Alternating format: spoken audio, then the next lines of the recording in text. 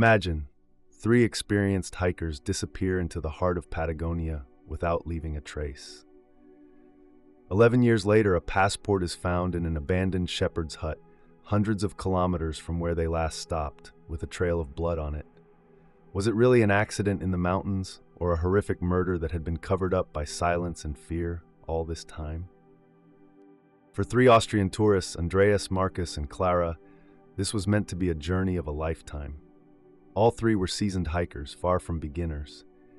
At 34, Andreas had already traversed the Himalayas. His companion Marcus, a peer, was a photographer captivated by the pristine landscapes of Patagonia. 29-year-old Clara served as the medic and safety coordinator for their team. Far from being reckless explorers, they had meticulously prepared for this journey over nearly a year. They scrutinized maps, acquired top-tier equipment, and perused accounts from previous groups. Their objective was Argentine Patagonia's Rio Negro province, a breathtakingly wild region that pays no heed to human existence. Their trek transited Nahuel Huapi National Park, culminating in Mount Trespicos ascent, not the toughest trail but highly secluded. One could traverse it for weeks without encountering a soul. They departed from El Bolson, leaving surplus possessions at the hotel and sharing their expected return date with the manager, set 2 weeks hence. The initial 4 days unfolded as anticipated. Twice via satellite phone, they exchanged brief messages with their Austrian relatives. Day 1 complete. All is well. Scenery is awe-inspiring. Day 3. Dear friends, please help us reach our first 1,000 subscribers. Please like and subscribe to our channel. It's free, and it will motivate us to make more videos like this for you. Reached the lake, somewhat fatigued, but all well. Messages were uneventful, nothing of concern. 5th day, last message came in, addressed to Andreas's brother. Content. Nearing Trespicos base, weather worsening, no contact for 3 to 4 days. Don't fret, see you soon. No more updates after that. Initially, there was no anxiety. Communication lapse was expected. However, when 4 days passed, then 5 and 6, with no word from the group, Austrian families started to worry. Contacted hotel in El Bolson, tourists were late. More time passed, and it became evident that something grave had occurred. Families raised the alarm and contacted the Austrian embassy in Buenos Aires. The incident gained traction. March 28, 2012, formal search and rescue operation started. The search operation involved the Argentine Gendarmerie, park rangers, and volunteers from Club Andino Bariloche. Initially, they focused on finding the last known location of the group, which was at Mount Trespicos base. Helicopters were deployed to scout the area from above, but due to Andreas' warning about worsening weather conditions, their efforts were hindered by dense clouds, strong winds, and snowfall. With March marking autumn in the southern hemisphere, such weather is common, but it spelled trouble for a search operation. Flights had to be delayed. The ground teams became the last hope. Teams of people scoured the area systematically, sticking to the presumed route and venturing hundreds of meters off-trail in both directions. They searched gorges, forests, and glacial riverbanks. The rescuers were all seasoned professionals. They knew exactly what clues to seek and where to find them. Footprints, remnants of clothing, discarded gear, resting spots. Anything could potentially lead them to Marcus, Andreas, and Clara. However, they discovered nothing, not a single trace. It was as if the trio, along with their equipment, tent, backpacks, and sleeping bags, had simply vanished into thin air. Subsequently, investigators gained access to Marcus's cloud storage where his camera had automatically synced its files. At the same time, he had network access. There, they found the last photo taken on the morning of the 5th day, right before the previous message was sent. The image was crystal clear. It depicted Andreas and Clara standing before Trespicos Mountain, looking weary yet content. No signs of fear or apprehension were evident on their faces. They were dressed appropriately for the cold weather. Their bright orange tent's edge could be seen behind them. This photograph served as definitive proof that they were indeed alive and at the location they had claimed. Yet, their disappearance remained all the more enigmatic. If they'd met with an accident, be it a fall from the slope or an avalanche, where were the signs? Bafflingly, the search party, who had extensively scoured the region, found no tents, backpacks, or bodies. The search persisted for over a month. With each passing day, optimism dwindled. The climate deteriorated, and heavy snowfall blanketed the mountains. By the end of April 2012, the active phase of the search was suspended. The official statement was unsurprising: an accident. Likely, the tourists were engulfed by an avalanche or succumbed to one of the many glacial gorges, their remains concealed beneath tons of ice and snow forever. This hypothesis seemed plausible but lacked any corroborating evidence. The absence of traces did not bring solace to the search party. It left the families of the missing in a state of constant uncertainty. Andreas, Marcus, and Clara's relatives refused to concede defeat. In Argentina, they journeyed, enlisted local mountaineers, and proposed a bounty for clues about the fugitives' whereabouts.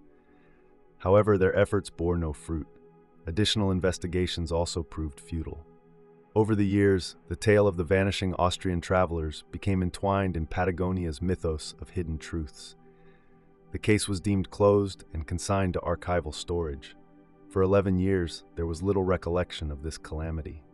In 2023, police uncovered something unsettling in a remote shed approximately 600 kilometers from Tres Picos, which revitalized the cold case of the disappearance and transformed it into a much darker mystery. This rekindled curiosity. Could the mountains have played no role in this? For 11 years, the case rested in the archives under the label accident. For 11 years, the families of the missing lived without resolution. But then in 2023, reality crumbled.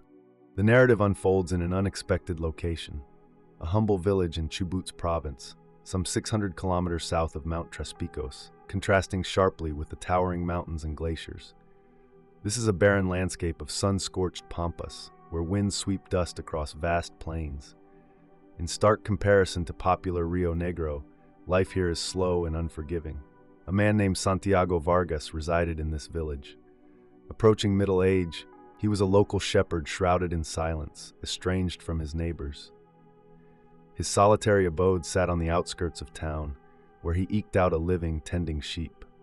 It transpired that these were not his only flocks. Local farmers lodged complaints with the police, claiming Vargas had stolen their livestock. The evidence was compelling, and in August 2023, he was apprehended. This was an unexceptional case, almost commonplace for this region. The court ordered the seizure of his property to compensate for the damages. 2 police officers arrived at Vargas's dilapidated home to carry out an inventory. The house was musty and old, but it was the shed that held their interest. Inside was a ramshackle structure filled with assorted junk: aged cans, rusted tools, rolls of barbed wire, damaged furniture. The officers, 2 young men, started sifting through the clutter without much enthusiasm as the task was dirty and tedious. Corporal Romero, while examining a pile of old rags in a corner, found something hard. Upon closer inspection, he discovered it was a small book with a dark burgundy cover. Initially, he couldn't identify its purpose. The dampness had caused the cover to swell and harden, making it difficult for him to open. On the first page, he found the emblem of the European Union and the term Reisepass, suggesting it was a foreign passport. Romero then summoned his colleague. They commenced inspecting their discovery. The passport was badly damaged, with several pages fused together. The photo of the owner, a young man with short hair and a grave expression, was smudged with watermarks at the edges. Name: Marcus Grunwald. Nationality: Austria. His date of birth suggested he was 34 when he vanished. The officers exchanged significant looks, as the surname and country held no significance to them. However, discovering an Austrian passport in a shepherd's shed where sheep were stolen seemed peculiar at best. The veteran police officer who had served in the region for years dimly remembered an old tale. "Hold on," he stated. "Approximately a decade ago, they were searching for some tourists here. I believe they hailed from Austria too. They went missing in the northern mountains." Immediately, the find was confiscated as evidence and dispatched to the station. Upon arrival, they cross-referenced Marcus Grunwald's name with their database. A short while later, details about the 2012 case emerged on the computer screen. 3 Austrian tourists, Andreas, Clara, and Marcus, missing in the Tres Picos mountain region. Search efforts failed. Case concluded. The once cold and stale case was now active. Vargas, already imprisoned for cattle theft, was promptly interrogated. This time, the questions were distinctly different. The detective slid a passport into a plastic bag toward him. "What's this, Mr. Vargas? And how did it wind up in your barn?" The shepherd glanced at the passport indifferently. His face remained blank. "I found it," he said softly. "Where exactly did you find it?" asked the detective. "By the roadside. It was merely lying in the mud." "When did you discover it?" Vargas seemed unsure. "I can't recall. Several years ago, perhaps 5 or 6. It wasn't until 2017 that the investigator sought clarification. Possibly," Vargas shrugged nonchalantly. "What difference does it make?" His responses were suspiciously implausible. He remained vague about the specific spot where he stumbled upon the passport and the conditions surrounding its discovery. Puzzled by his prolonged possession of it, Vargas chuckled at the query. "I tossed it into the shed and forgot about it. What else was I supposed to do with it?" His casual response suggested an inquiry about a discarded stone rather than a crucial missing persons document.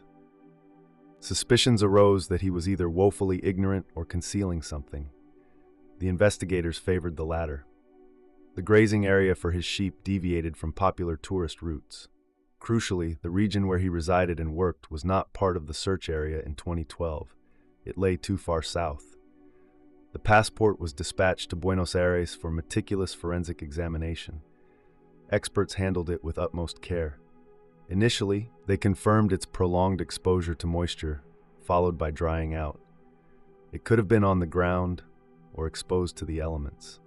Ultraviolet examination of the passport pages revealed an unnoticeable blood stain next to the visa stamps. Further analysis confirmed it was human blood, specifically belonging to Marcus Grunwald, with 99.9% probability based on DNA comparison with his relatives' profiles kept since 2012. This discovery transformed the passport from a mere document into evidence, suggesting Marcus had suffered an injury and his passport was near him at one point. The find in the shepherd's barn, initially seeming coincidental, now appeared as a chilling connection between this man and the missing tourists.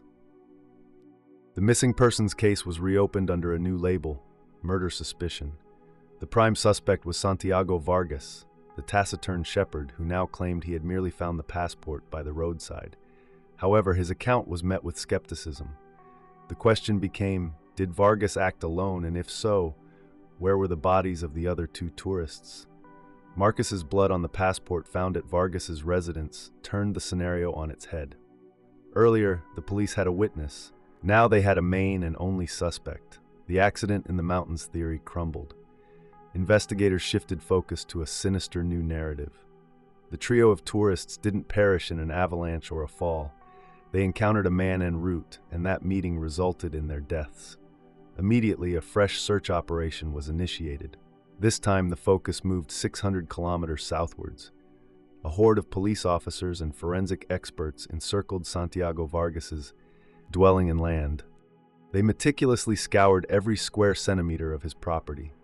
Employing ground-penetrating radar, they sought signs of soil disturbances that could potentially mark a burial spot.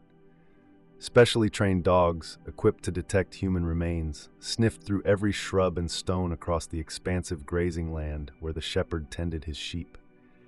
They dismantled floorboards in his residence, inspected an ancient well, and excavated waste piled behind the barn.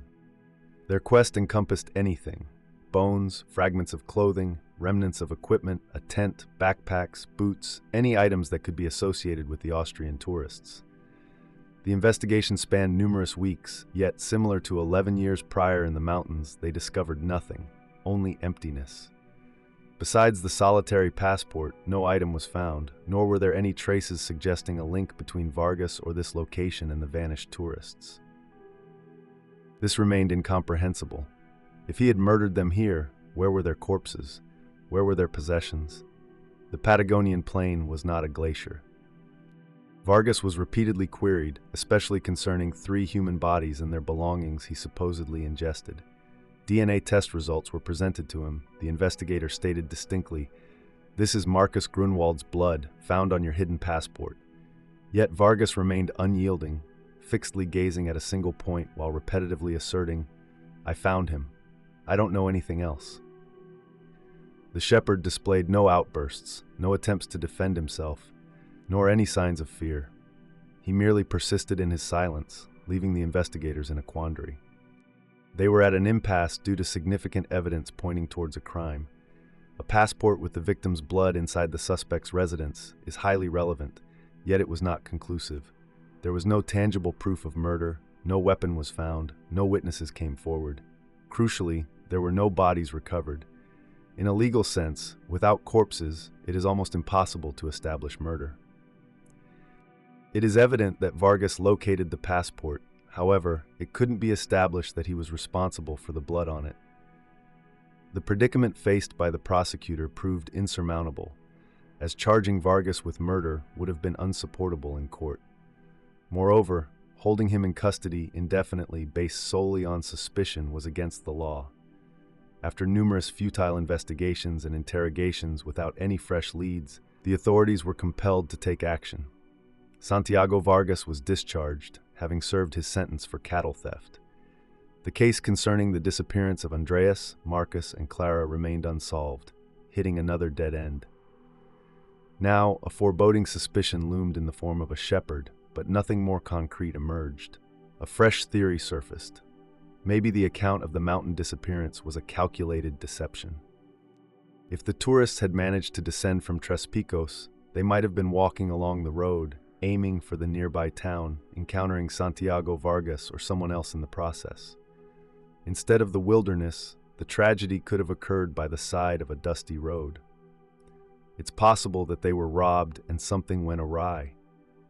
This theory explains why the passport was found far away, but it fails to account for the missing belongings, and most crucially, the whereabouts of the tourists themselves. Today, Santiago Vargas resides in the same village, where he is met with fear and suspicion by his neighbors. The authorities maintain a casual vigil over him, yet he remains free. He alone holds the truth, but chooses to remain silent. A tale once perceived as a 11-year-old tragic accident has now evolved into an unsolved mystery with a living, silent suspect. A single passport bearing a small blood stain complicates the straightforward narrative without offering any solutions.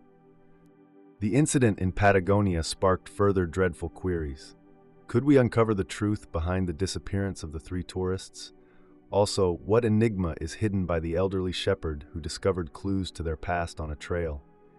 Remains to be seen, and it might forever remain unsolved.